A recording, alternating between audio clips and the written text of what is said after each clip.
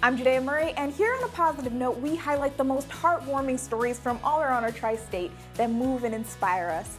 And something that always gives me hope, our neighbors who are battling and beating this virus.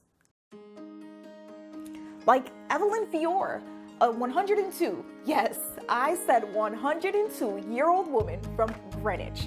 Evelyn was born during the Spanish flu pandemic of 1918, and just like she made it through that difficult time, she's making it through this pandemic too. Evelyn says the staff at Stanford Hospital was simply incredible, but she adds that having a tough frame of mind definitely helped in her COVID-19 recovery. Oh boy, was I angry. Hated being a victim. I don't know what did it, but I'm damn glad to be here. And Evelyn isn't the only incredible survival story in our tri-state. Defeating double pneumonia, conquering the coronavirus, Dorothy Hughes is showing the world the human spirit truly knows no bounds.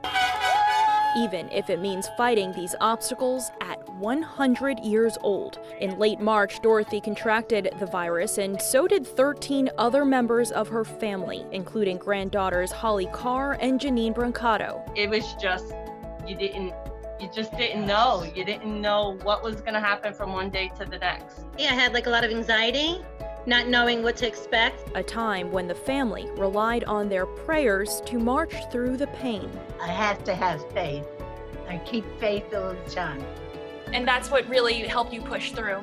If it wasn't for that, there wouldn't be anything. And as weeks passed, those prayers were answered. Members of this tight-knit family slowly recovered, and so did Dorothy. I was shocked. I didn't expect anything like that. How did it make you feel? Oh, great. It made you feel It good? made me feel great. Being in the hospital for any reason can be scary, especially for patients fighting the coronavirus. So, a 13-year-old boy from Westchester decided to help, and he's doing it through music. Take a look. Brody Cox is only 13 years old, yet he manages a group of young performers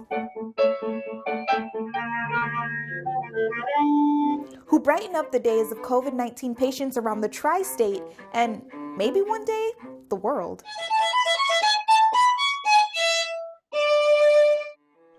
Then he kind of just said to us one day, I heard a story about how the COVID-19 patients are in these hospitals and they can't have visitors. Some of them, actually die without ever seeing their family again. And he was really struck by that. So he said, can we figure out a way that I could play my cello for them?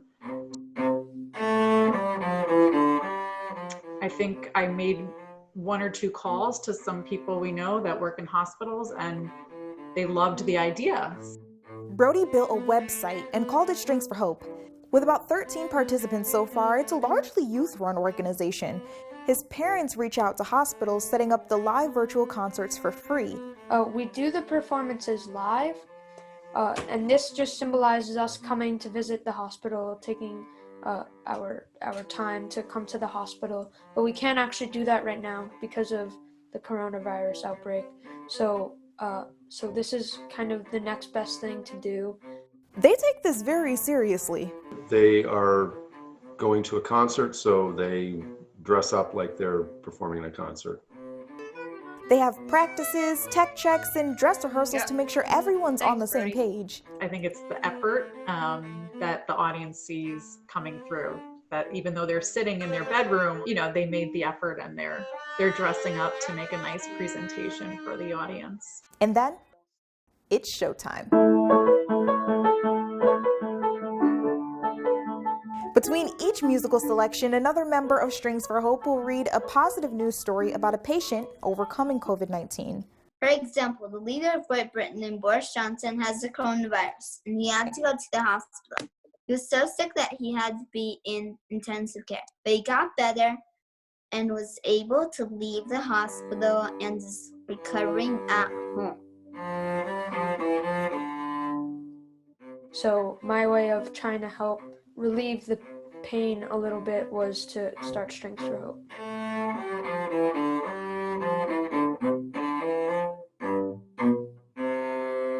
Bye. Feel Bye. better.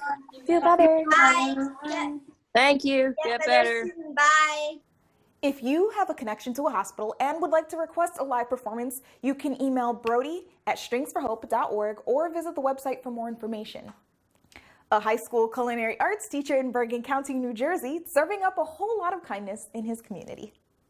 Kelly Carroll teaches his students how to cook, but nowadays it looks like he's giving lessons in humanity. He's turned his front yard and home into one giant food pantry. There's enough here to feed at least 220 families. Nearly 1,000 people will receive a week's worth of groceries from this. I'm stepping over boxes in my living room. It doesn't bother me a bit. Why? Because my students are getting taken care of, and that's the #1 goal. Well, Carroll says as long as the donations keep rolling in, he'll continue to provide everything he can for those in need. Meanwhile, an art teacher in the Bronx is pushing his own students to think outside of the box. It's definitely been a challenging time being home. This may be a similar sentiment all city school teachers are feeling. It's been about 7 weeks since classes went online, and Fordham Leadership Academy art teacher Larry Minetti is making sure his students are continuing to tap into their creative side. Being creative at home with found objects or laundry, things around the house really gets the kids going. And what Minetti and his students are recreating using random items around the house is nothing short of impressive. From putting a spin on rock band Queen's second album cover to using laundry to depict Van Gogh's A Starry Night. The students say it's been fun thinking outside the box. And we've seen dozens of teachers all across the tri-state going above and beyond to stay connected to their classes, like this one in Westchester County. Students who attend the Little Red House of Westchester were treated to a parade of honking horns and silly string, all from the school staffers who miss them dearly. The teachers rolled by the more than 40 preschoolers' homes to say hello. It's so important that we cherish the little ones while we can, because don't we know how quickly they all grow up? And don't forget, News 12 is still honoring high school seniors as part of our Senior Spotlight campaign. Meet Emmeline Katzman from the Bronx. Her family tells us Emma is a dedicated young woman accepted to Misericordia University Occupational Therapist program thanks to her younger brother, who has medical conditions keeping him homebound. Emma's loves include dance and performing arts.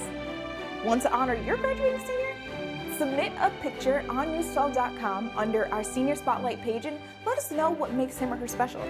They'll be featured in our photo gallery online, and who knows, they just might end up here on a positive note too.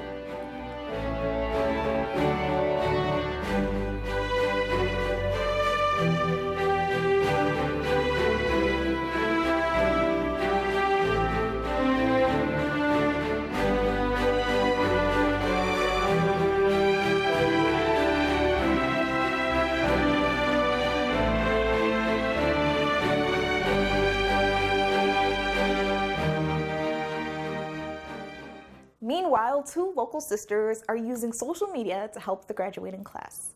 This is the Adopt a Rockland County High School Senior Facebook page. Members can send gifts, care packages, and even words of encouragement to honor these kids for all of their accomplishments. I think about my senior year, and it was like one of the happiest times of my life. So it's hard to see these kids like miss all that. It's heartbreaking. I'm hoping that we can really help all the seniors in Rockland County. And a similar program on Long Island lets you help out a healthcare hero. Kristen Hansen, an RN at Stony Brook Hospital, designed the Adopt a Nurse program. Residents can create care packages or send food to individual nurses. I wanted to do something that would support my fellow nurses and also include the community, and Adopt a Nurse kind of just came to me because it's showing nurses support, it's showing nurses that they are cared about, loved, and that what they're doing is not unnoticed and not unappreciated.